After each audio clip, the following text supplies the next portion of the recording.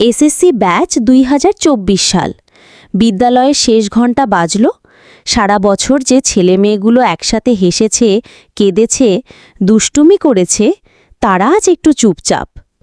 ২০২৪ সালের SSC batch, যাদের জন্য এই স্কুলটা ছিল দ্বিতীয় ঘর, তারা আজ শেষবারের মতো একসাথে স্কুল প্রাঙ্গণ পেরিয়ে যাচ্ছে।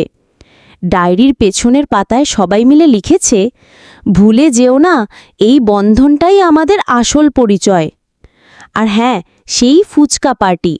পরীক্ষার পরে সবাই মিলে স্কুলের সামনে দোকানে গিয়ে প্রতিদিন ফুচকা খেত। একদিন না গেলে কার যেন মন খারাপ হয়ে যেত। পরীক্ষা, ভয়, টেনশন সব আজ পেছনে। এখন শুধু সামনে এগিয়ে যাওয়ার পালা। স্কুল গেটের বাইরে দাঁড়িয়ে স্যার বললেন, তোমরা সবসময় মনে রেখো, এসএসসি একটা ধাপ, কিন্তু জীবন অনেক বড়।